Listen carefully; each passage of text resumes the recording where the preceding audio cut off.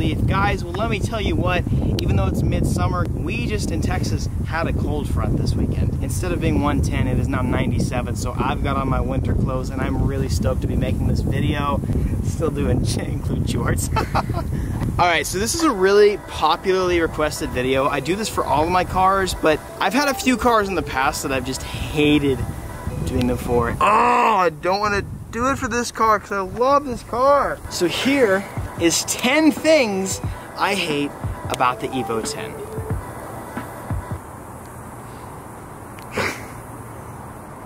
Alright, see you guys next video. Hope you enjoyed. Peace out and be victorious.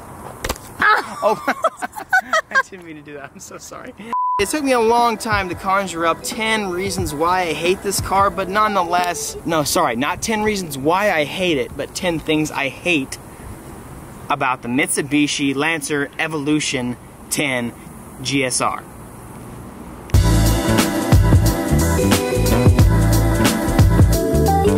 First things first, I don't have a big issue with this. It seems a little unnecessary. Ta-da! I remember the first thing I said about my Subaru STI was that I hated the EJ 257. It is the best 4-cylinder motor I have ever owned. It makes almost 500 wheel horsepower with almost 0 issues, period. It's not losing compression, it's great. Subaru, learn a lesson here. But I'm not sure why that, ooh, that's bright. Hold on, let me just do that again. Mitsubishi, you had such a great thing going with the 4G63. It's not like you needed to change it. As you can see in the engine's configuration, the exhaust manifold and all the turbo configuration is behind the motor, while the intake manifold, the fuel rail, and all that kind of stuff is in the front. On the 4G63, it was the opposite way. I'm not really sure why they decided to yeet, flip it around, but they did. And dude, I don't know if you guys have ever taken off an exhaust manifold of a 4B11, you vibe with me right now. It's the worst thing on this planet. Actually, owning a Subaru is. Nonetheless, I'm not a huge fan of the 4B11. It could be a 4G63, but it does make some incredible noises. It holds a lot of power, and it's way better than any Subaru. Shots fired.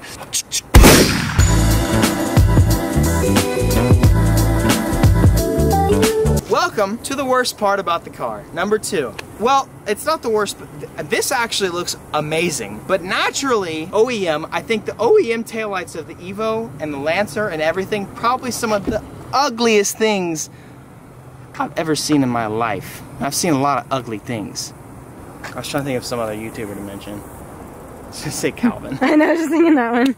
But Calvin's a cutie pie. I replaced the Evo's taillights because they look like straight, rotten, hairy, fuzzy, pimply butt cheeks. Listen, Mitsubishi, I don't know why you decided to not change them. Even in the 6 years you produced the car, you decided to just never change the ugly, disgusting taillights, even though every single owner with a brain cell decides to change them. It's whatever, but I absolutely can't stand the stock taillights.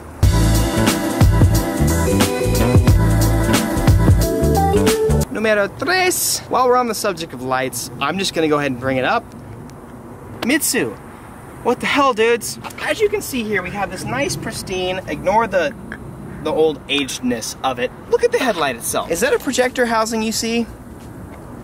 No. This car was made in 2010. Now, I know, guys, that it was a factory upgrade to get the projector housings, but guys, think about that. This car is from the 21st century, and it cost like $35,000, $40,000 brand new, and it has headlights from a Ford Taurus. My 1993 Japanese drift car has projector headlights. Mitsubishi, why you gotta put these ugly headlights on a beautiful car?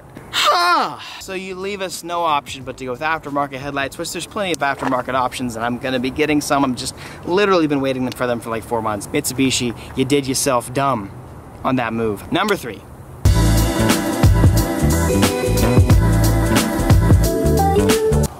Is it 4? We're on number 4? Yeah. It's probably the biggest bummer I think that anybody with a 10 owns. 1, 2, 3, 4, 5. Reverse. That should be a 6! Should be a 6! I just love the 10 so much that I excuse it. But dude, Mitsu, you really made a 5-speed your manual, your only manual 5-speed GSR, 5-speed, 5, this many?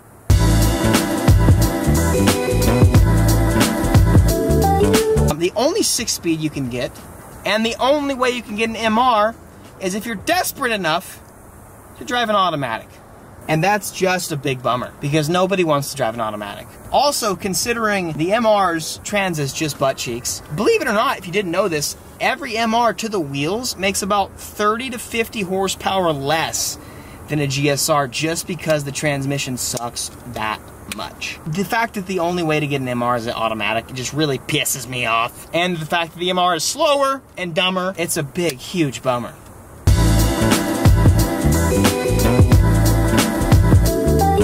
The transmission of the Evo 10 is not, I mean, along with what I just said with the MR has a terrible trans for its own separate reasons, but this one has a terrible trans because you launched it a few times and you risk breaking a transfer case, and that's no known secret, or that's no unknown. That's no secret. This it's a big bummer, but it's kind of nice because we have a little bit cheaper of a thing to fix than people who own a Subaru WRX or something like that. So we don't have to build a motor all the time. We just have to build a transfer case or replace it every now and then, which is not fun, but it's fine.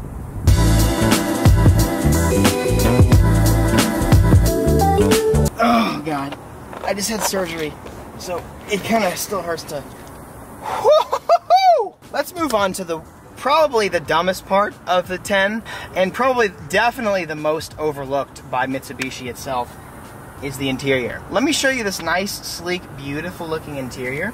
It's just, as you can tell, state-of-the-art, designed by kindergartners with the lowest grade of plastics you could probably ever put inside of a car. I think their budget for to R&D for the inside of these was about $6, and they might have not even used the whole budget. I just wanted you guys to hear just this. It's just so bad. Of the junk food cravings. It works. So order yourself a fresh cold pressed juice cleanse today at Squeezed on the Wow, that was soothing. When I was in college, I went to a physics lab, and we made speakers out of a piece of paper and I think copper wire and tape, and it sounded so much better than what you just heard. I'm not a huge car audio guy. I don't really care about that kind of stuff, but boys, it's the worst sounding car audio. Mitsubishi, I don't know what you're doing, but it's clear to me now the reason why they had to stop producing this car, because they obviously had no budget for it anymore.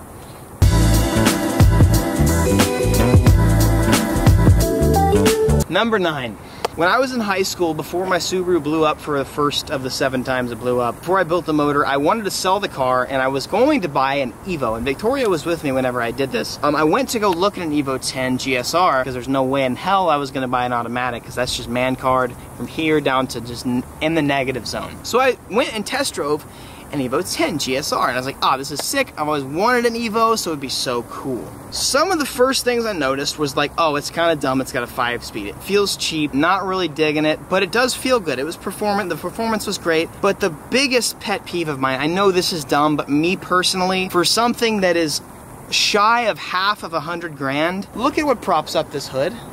I realize it's a Japanese car. I get that. But again, this is 2010. Even the late 2000s, it's pretty inexcusable. Most cars this age, or this year, should always have hydraulics. I think that's so silly. My Subaru had hydraulics, hood, and trunk. Not to mention, my Subaru was, oh, these actually do have hydraulics. Well, you got 50% of it right, damn it. Why do they have the part that really doesn't matter, right? I'm actually so confused now. I thought the whole time that they... Well, anyways, the part that... Temperature. Oh, camera literally just overheated. Damn it, Texas. Well, that's it's dumb that it doesn't have hydraulics, so that's good. Bye-bye. That was number 9. On to number 10. Oh, that booty's so nice and thick, bro. And last but not least, not that. This is a really funny thing. Not sure why this does this, but it kind of goes along with the cheapness of the interior. But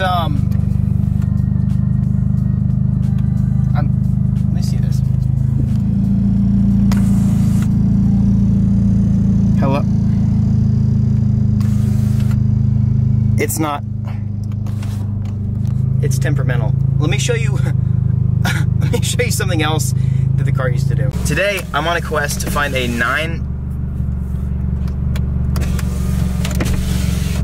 okay, I'm not, hello?